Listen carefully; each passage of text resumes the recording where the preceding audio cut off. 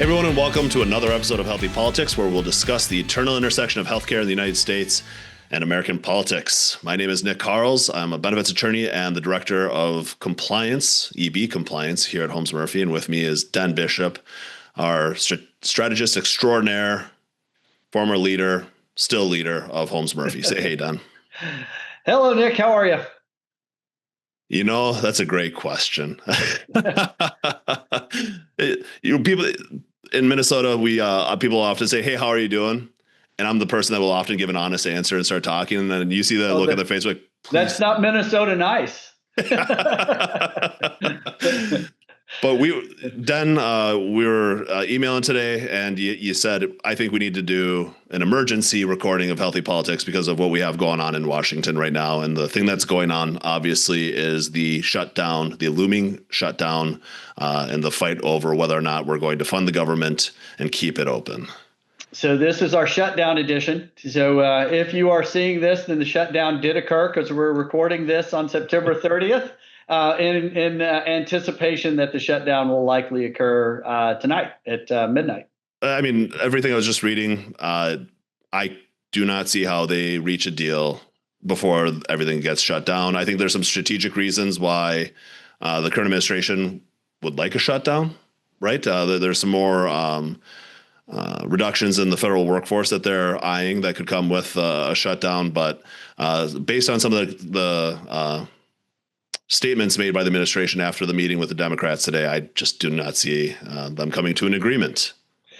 Yeah, well, I was driving back to Texas from Colorado yesterday, so I had a lot of time in the car, and I listened to press conferences and interviews from both teams, and I think they both have their reasons for why this is going to occur and how they think that the American public is going to blame the other team. Because both sides are pretty convinced. The Republicans are convinced that the Democrats will be blamed, and the Democrats are convinced that the Republicans will be blamed. So it's a classic Washington, D.C. stalemate.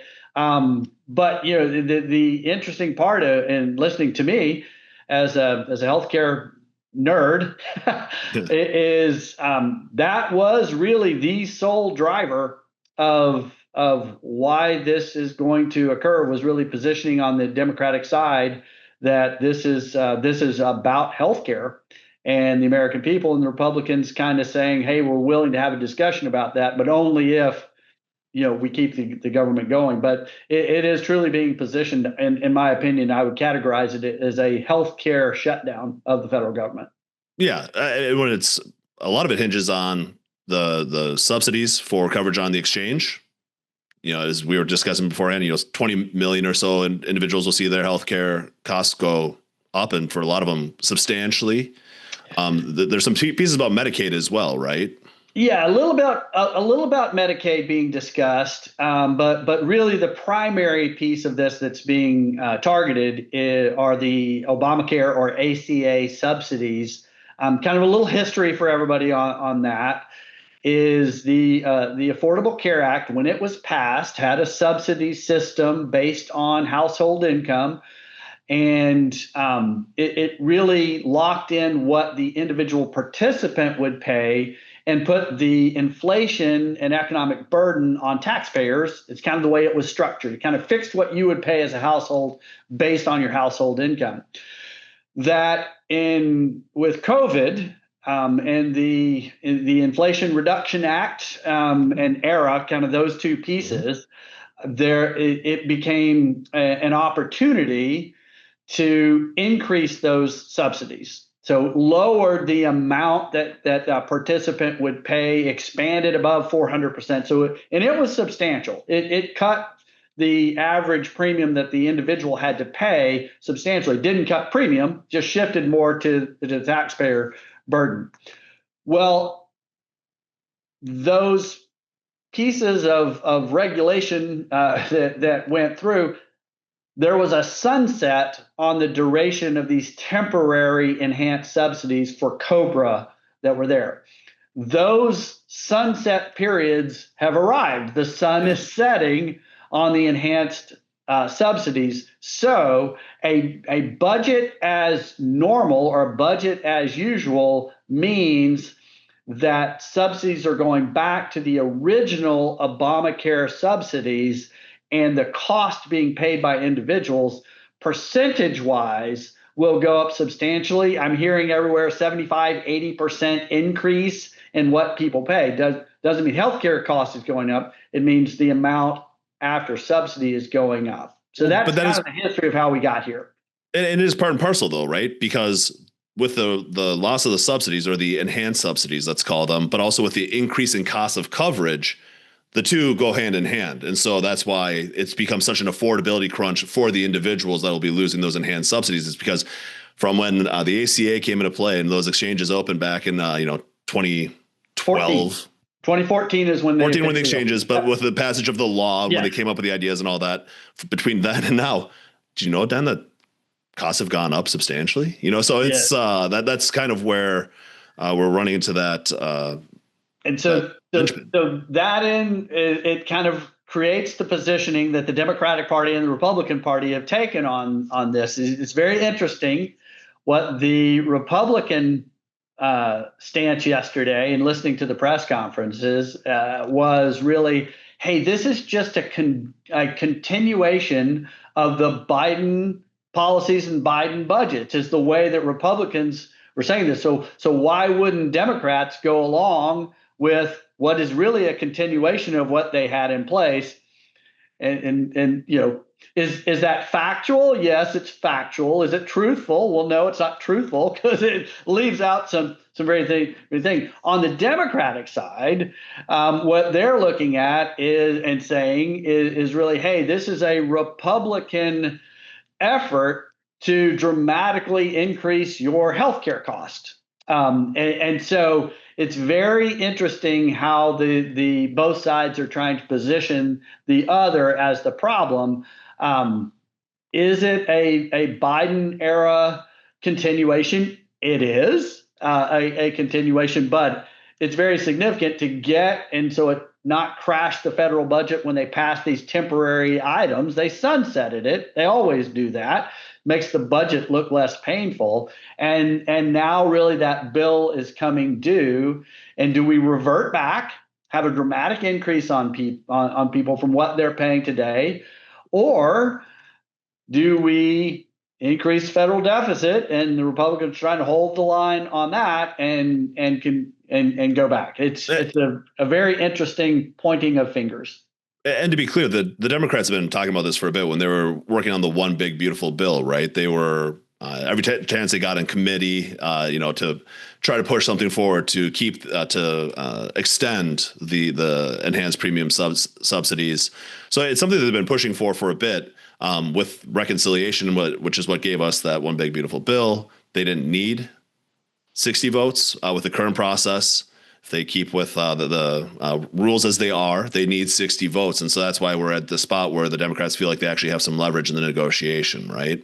Yeah. And let me kind of take the more strategic side from the Democratic position in this point of what I feel is happening. This is my opinion on this. I think this is really a trial balloon to see how the American people respond. Historically, if you look past, the last 20 years, polling indicates that the American people trust the Democratic Party more than the Republican Party on healthcare. Consistently, polling has shown that. And I think this is a real attempt by the Democratic strategists to say, hey, let's elevate healthcare to the top of the discussion again. We'll use this government shutdown as a chance to try this in a non-election year. And if people start feeling angst around healthcare again, we will elevate this as a platform where we think we can beat Republicans in next year's midterm elections. And this was some of the dialogue from One Big Beautiful Bill, and it is 100% of what was said yesterday in the press conferences that I listened to. And I really think that this is that trial balloon to see if the Democrats can lift healthcare up as an issue. And the Republican side of it, to just give you a sense of what I heard yesterday, of kind of where they're pointing back at the Democrats. It again goes back to kind of a border security kind of thing that Republicans think they win on that. Because what they were saying, and quoting terms I heard yesterday from Speaker Johnson, was, and the Democrats are wanting to give health care to illegal aliens. That was exactly what was said yesterday. So you can see how both parties are trying to position the shutdown around what they think wins for them. The Democrats are saying, hey, let's get health care elevated again. And the Republicans going back to a border security type of issue, subtly in the words they were using. And that's where we are. And the trick is, so back in the Enlightenment, when they were first figuring out hot air balloons and all that, the trial balloons, they always had a line running from the ground to the balloon so they could pull themselves back down, something of an off ramp. And one of the things I think is concerning right now is I don't know that we have any lines going to the ground right now. I don't know where the middle ground is even. And so we'll be watching it closely because I don't know how this one gets solved, especially with this type of impasse. This could be one of the longer ones that we've seen.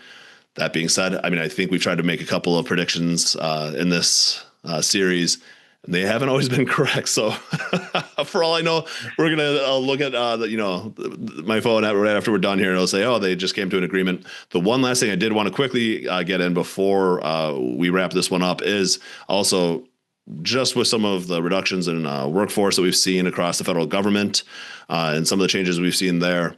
Now, if you have work stoppages for folks, EBSA, the Department of Labor, the Treasury, I am going to be very curious to see what that does as far as investigations, as far as audits and things like that, where I think that they're already falling behind because of some of those changes.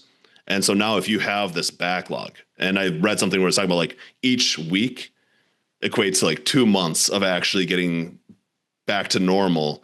If this stretches on for a month, what are we actually looking at as far as that backlog of, investigations, audits, and those types of actions?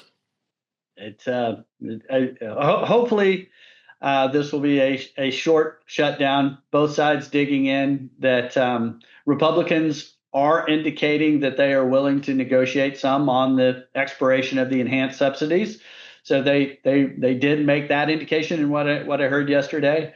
But my guess is they won't want to do that in a fashion where Democrats could claim victory over their standstill. So we'll see how it progresses. But bottom line, in my opinion, is this is really a signaling of trying to bring healthcare back to the top of voters' minds, and the budgeting and impact in that. And I think this is a sign of what is likely to come in the midterm elections. I think this is going to be a topic, and they're putting it front and center right now.